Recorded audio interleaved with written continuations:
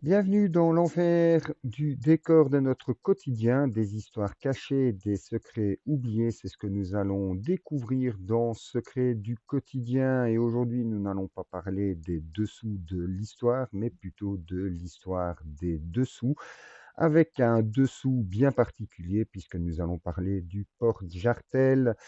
Nous allons voir ses origines à aujourd'hui, ainsi que quelques anecdotes sur cet objet, aujourd'hui glamour, mais qui ne le fut pas toujours.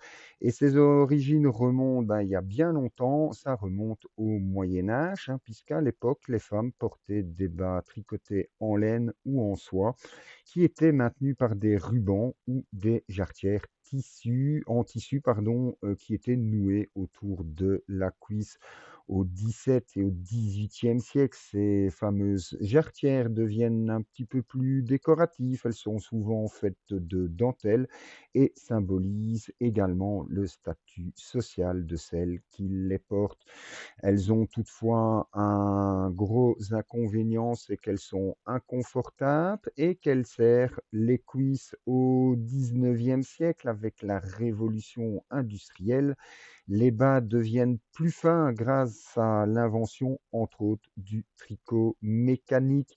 Mais les jarretières étaient encore très courantes, mais des systèmes plus efficaces étaient recherchés.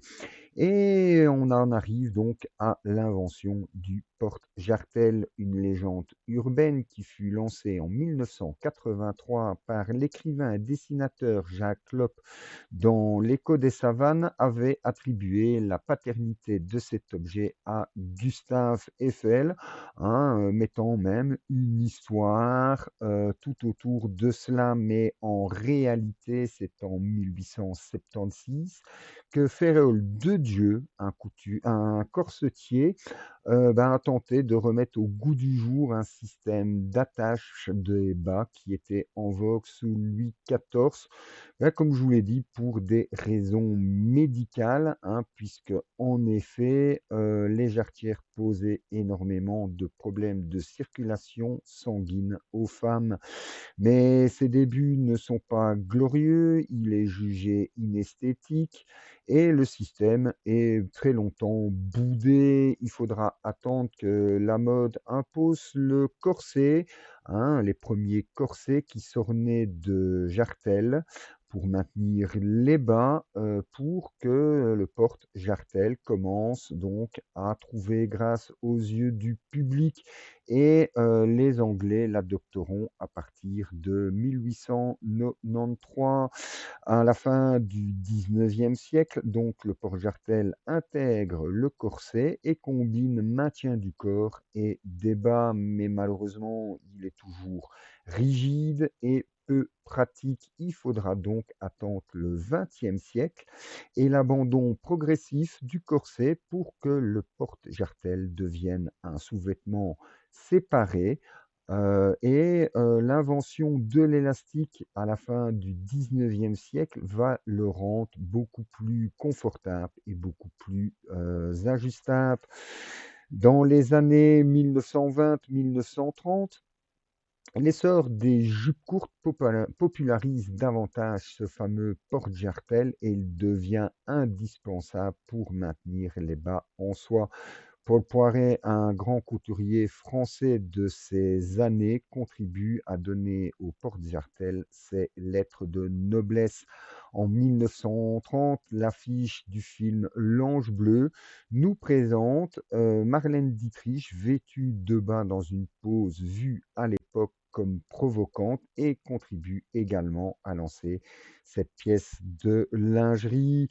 Durant les années 40 et la Seconde Guerre mondiale, la privation et l'absence de bas portent un coup d'arrêt au développement de cet objet, mais est quand même présent sur de nombreuses photos et dessins de pin-up. Après la guerre, l'arrivée des bas nylon renforce l'importance du porte-jartel. Et pendant cette période, il devient également un symbole de féminité, de sensualité. Dans les années 60, c'est le début de la fin pour le porte-jartel avec l'apparition des collants, hein. Ce sous-vêtement perd petit à petit son côté utilitaire, mais il reste néanmoins prisé pour son esthétisme et son caractère glamour. Aujourd'hui, le porte-jartel est toujours principalement associé à la lingerie fine et à la séduction, hein, bien qu'il ait toujours une fonction pratique dans certaines circonstances, hein, et certaines tendances actuelles remettent cet objet en avant. Les matériaux modernes tels que la dentelle extensible, les microfibres et le silicone le rendent beaucoup plus confortable, hein. Il y a également cette résurgence des styles vintage, hein, la mode rétro, hein, qui remet au goût du jour le porte-jartel inspiré des années 40 et 50. Il est également utilisé au quotidien par certaines femmes qui le préfèrent, hein, aux bas complets, hein, ou aux bas auto-fixants, mais également utilisé par certaines femmes qui utilisent des bas auto-fixants, ben, pour permettre, hein, être sûr que leurs bas ne glissent pas du tout. Cette lingerie est devenue beaucoup plus inclusive puisque les marques contemporaines développent des tailles beaucoup plus variées que ce qu'il l'était avant, avec des designs beaucoup plus adaptés et beaucoup plus chics, et ce pour tout type de corps. En résumé, le porte-jartel est passé d'un objet utilitaire, hein, à la fin du 19e siècle à un symbole de féminité, de séduction. Et toujours bien qu'il ait toujours un usage pratique aujourd'hui, hein, il a été remplacé petit à petit et principalement par les collants et les bas auto-fixants. Mais il reste quand même un élément phare de la lingerie et a su évoluer avec les tendances, les modes et les innovations des textiles. Alors, quelques petites anecdotes sur cet objet, hein. Et la première, ben, c'est l'ordre de la Jarretière qui a été fondé donc en 1348 par Édouard III, et cet ordre de chevalerie, qui est le plus ancien qui subsiste encore au XXIe siècle, en fait, tient son nom tout simplement de la jarretière, hein, utilisée à l'époque pour maintenir les bas. Et sa devise en français: «Honi si qui mal y pense», hein, ben voilà, une petite anecdote donc sur cet ordre qui tient donc, hein, son nom de l'ancêtre de la du porte-jartel, pardon.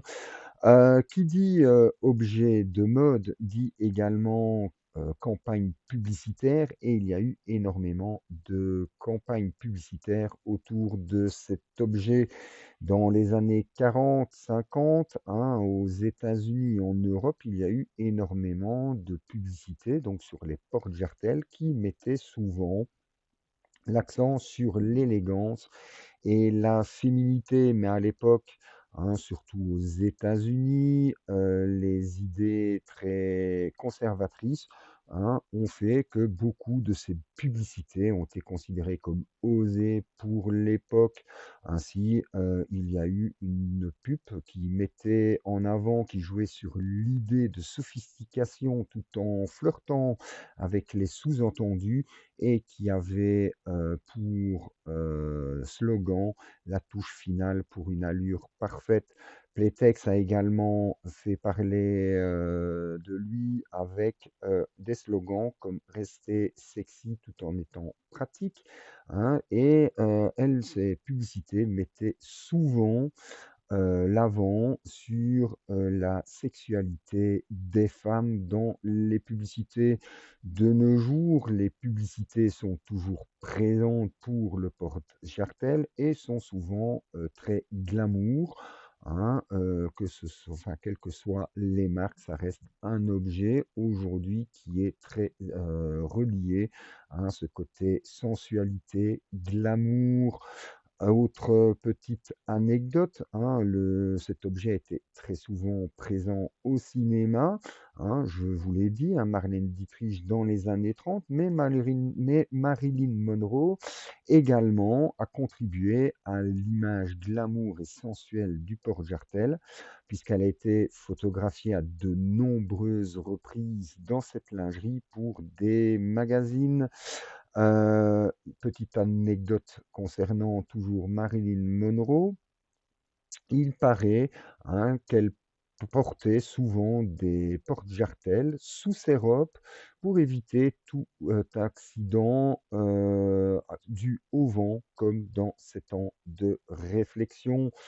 On a également pu voir Brigitte Bardot, en porte-jartel au cinéma. On a pu également, voir dans le film, Le lauréat de 1967, l'actrice Anne Bancroft, hein, enfiler de manière, audacieuse un porte-jartel et d'ailleurs c'était l'image, hein, de l'affiche du film.